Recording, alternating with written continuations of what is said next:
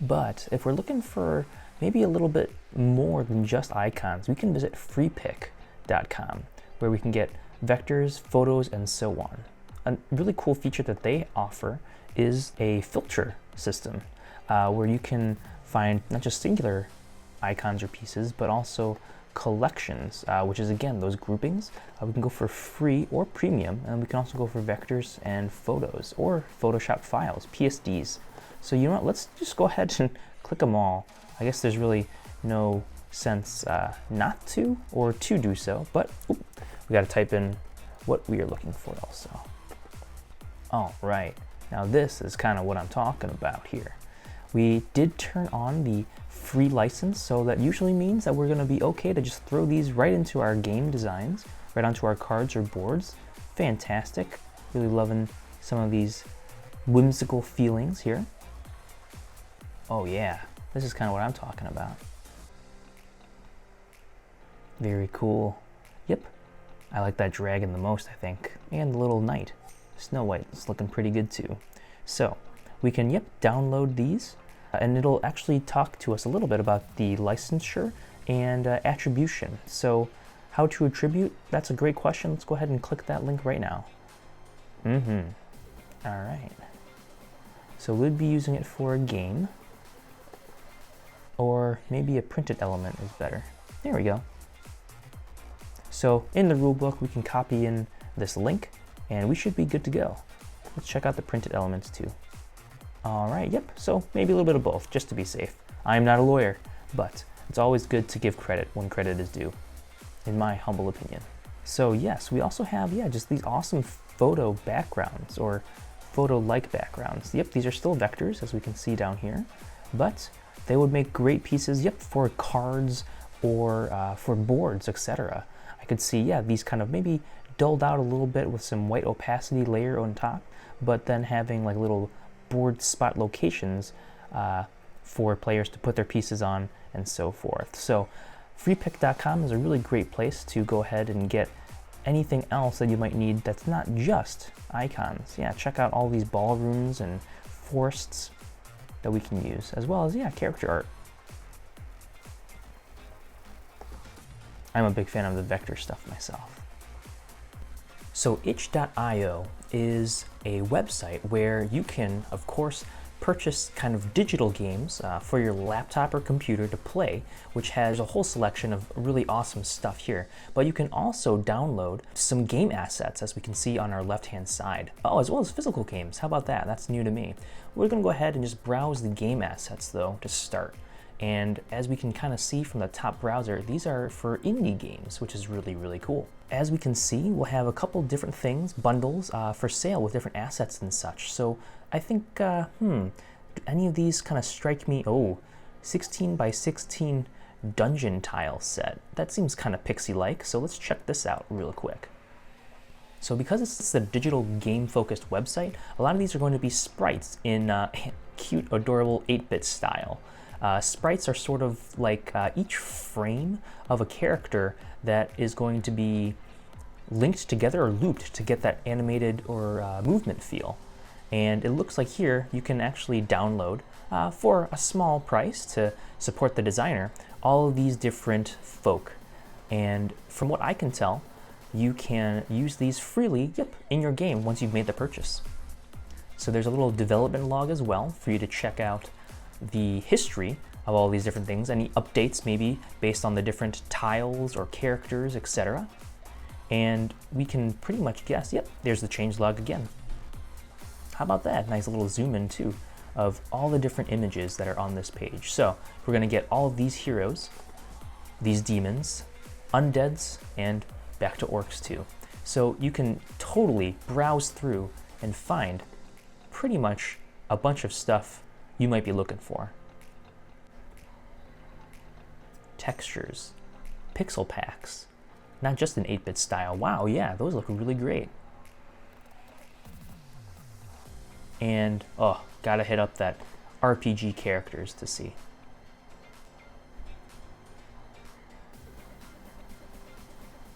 Very cool, and here's a couple more links that we can go to. I like some animals, so let's see what they have there. Awesome.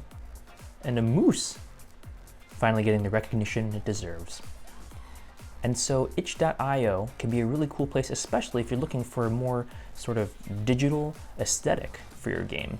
But we can also see ones that are a little bit more realistic, like this Kingdom Fortress. So slap these on tiles or cards, mats, or boards, and you'll have a pretty decent looking game ahead of you. And before I forget, Humble Bundle is another sort of service pack or membership package that you can visit for either monthly sorts of downloads or just finding a genre that you might be looking for. The cool thing about Humble Bundle is that a lot of software is often available that they'll put out for a lot cheaper than you would normally have to get it for. And let's see, they had a, painting software. I think this was maybe the one that someone had pointed out to me recently, and why I wanted to take a quick moment to show off the site. So, by paying for different packages, you'll get all these different programs, and you can see what the MSRP is normally for this price here. Corel Painter, I hear, is a really great program too, so for getting it at 25, that'll be a huge steal for you. Now, of course, at the time of this video goes up, this kind of sale will have already expired, but you can subscribe to their mailing list and keep up to date on anything that might catch your eye. And lastly, if you're looking for maybe other things such as card layouts or borders, look no further than the Game Crafter community itself. Under Game Design Assets, if you go to Shop and Game Design Assets, you'll find all sorts of things that the community is putting together. So we have, characters, and we have, let's see, whatever else. More characters. It looks like card templates, exactly right. More card templates here, and a whole bunch of other stuff that you can do to really support the other members of TGC, which is just really, really awesome too, that everyone is motivated and inspired to design things for each other. Check this out. I think I know a little bit about this guy. Awesome. So this is Takashi from the Floating Floors video, and we teamed up together to create some stickers. These were cutouts that he made for himself, but the template still fits, and as you can see, they'll go right onto their tall people pieces. Hey, there's the attribution I was talking about. That's awesome. All right, but yeah, there's so much to be found and had, not only online, but also online on the Game Crafter. Let's see if I can find some cool cutting patterns. I think these are going to be tiles and things, which is pretty sweet. Yeah, so here's a puzzle board piece. Let's see who we can attribute this to. Designed by Blue Planet Comics and Games. Interchangeable board pieces, so you get all the different files for it. And it looks like, maybe some of these have the spaces already printed on, which is pretty cool too. So the idea being that we can puzzle piece all these together for custom dungeons or boards and stuff, which is really awesome. I'll check these out maybe in a future video. And for any kind of maybe standard shapes that TGC doesn't currently offer, we have, some crescent punch-outs. We have some meeple chits as well, octagons, picks, like a guitar or like a shield, hexagon chits, maybe a different size than one that's currently offered, and a pentagon. These were all designed by our good friend, Zovu. And here's some really nice example pieces, all cut out and everything like that. So I hope you're inspired to visit all of these different places in case you're looking for any jumping off points or launch points for your games. Of course, if you were to download any of these things or purchase some of them, there's no need to adhere strictly to them if it doesn't totally fit your vision. You can always go in and edit afterwards, however you like. Or again, just use these as a base point to jump off of for the different shapes or maybe a different pose that you couldn't quite create on your own to begin with. I know that's definitely been something for me when I'm looking at figures and things, drawing inspiration from whatever actually exists. And of course, there's nothing wrong with a little bit of Google searching just to find some initial source content, maybe borrowing from some of the aesthetics from these websites. I certainly didn't get to hear necessarily from scratch. I hope this video was able to glean you some insight into my thought process every once in a while when coming up with the graphics and iconography of the different games that I'm working on. Please feel free to share in the comments below where you like to visit for different iconography and free to use art of your own.